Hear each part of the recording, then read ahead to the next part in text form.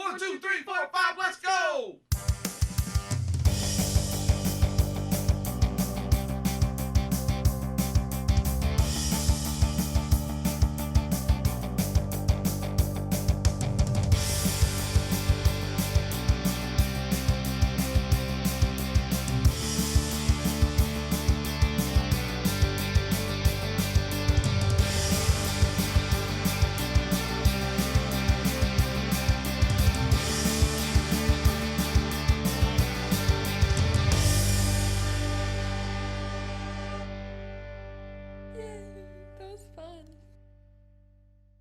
Hello, podcast universe, and welcome to another bonus episode of Fave 5 from Fans.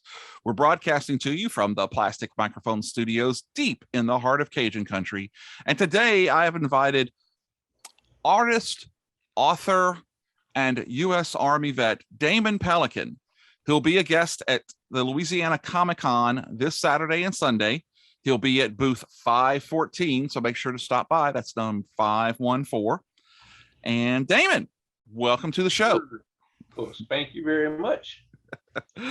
So Damon, we've known each other for a little while, but if you wouldn't mind, I'd like you to introduce yourself to the people and tell us all about who is Damon Pellican. Well, I am Damon Paul Pellican the first. 44 years now. I've got a family. Grew up drawing comics and stuff like that, and then after high school joined the military, and one thing led to another. Got back to civilian life, met my wife, got married, had a family, and still have a family. And I got the itch to get back into art and doing comics again about 8 or so years ago, I guess, and just been going since then. Oh, very cool. So you served in the Army. Where exactly did you serve? It was I can't say all the letters and numbers. I was 82nd Airborne, 504 Parachute Infantry Regiment out of Fort Bragg, North Carolina. Awesome. Thank you for your service, sir. We do appreciate you. And so that has brought out Strikehold Studio. And correct. Yes. And so you have a new project or new to other people, maybe, that is just starting out, and it's called Murphy's Fubar. And yes, you're about to kick off a Kickstarter for it. And you're going to have some issues, I believe, at the show next weekend. Yes. The 0 issue, I guess, is like a introductory to Murphy, and it is going to be for sure at the table. The Kickstarter that I'm going to be launching on the 27th, the day before, will have information and everything like that at the table as well. So if you come by and get a issue, or get on the Kickstarter, you may be able to get your hands on some of that. Ooh, I like fun. So you're going to have examples of some of the Kickstarter items that they could get? Yes. Mm-hmm. I'll have that at the table as well. But once the Kickstarter launches the day before, they should be able to see all that stuff. But I'll have physical copies of it at the table. Cool. In-person perusal. So tell us a little bit about what Murphy's Fubar actually is. Well, Murphy's is, anybody that's in the military or anything knows that, anything can go wrong will, which is part of, I guess, like the credo of Murphy's Law. And there's a bunch of Murphy's Laws. You can go down a list of them. So, I had an idea to create like this kind of a world, I guess you want to call it, but it's Murphy, who is a bartender, and he's a veteran, and of sorts anyway. And he has this mystical bar that just, appears out of nowhere. And in these two issues that I'm gonna have, you'll see that it's kind of centers around PTSD and kind of shedding light on that type of stuff. So it'll be at least these first two stories that I have.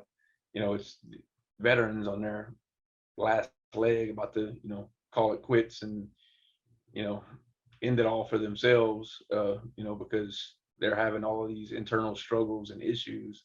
And then, just before they're about to do the deed, this door just shows up out of nowhere, this bright light, and, out of surprise, I guess, or whatever, they open the door, and on the other side's a bar. Mm-hmm. And there's Murphy, and the story goes on from there. Yeah, and I've been lucky enough to read both issues 0 and 1. It has a very cool feel, like it's sort of a Twilight Zone feel to it, as well as a straight out military feel. The two issues tell two different stories, though Murphy is kind of interwoven between both of them, right? Yes. Yes, and they take place at different time periods, different wars. So if you're any type of military history fan, there's going to be something for everybody in this. How many episodes are you expected to tell of Murphy's story? I guess for now, my goal is 5 to have total. Because eventually you're going to find out, without giving too much, who Murphy really is. Now it's just this guy that's in a mystical bar, but who exactly is Murphy to be able to kind of go back and forth in time. And part of the story is he's telling these people a story to make them feel better about what's going on with themselves. But while you're reading the story and flipping through the pages, you realize that he is the guy in the story, without actually telling the patron that it's him. Right. But so it gets to be, how's this dude doing all of this stuff? So I mean, that's kind of how it's going to end up playing out towards the end. You're going to kind of find out, who is Murphy? Where did he come from? Yeah, and I love the fact that you're leaving little breadcrumbs that allow the reader to kind of figure out what's going on and who Murphy might actually be. And I love that fact, because some of the greatest stories are the ones where you get to the end of it and you're like, oh, that's who it is. But then you go back and look, and it was all there all the time for you. And you've really taken a good grasp of this for this story. So bravo, sir, bravo. And so Murphy's is not the only thing that you've worked on. I know that recently you were involved in another project from the OMG guys. And so my next question is going to be is what do you want to do after Murphy? After Murphy, I have another story that I haven't fleshed it all out yet, but it's a pretty good concept, and I have some people that I want to try to involve in it. And but it's kind of a kind of anthology type deal, but it's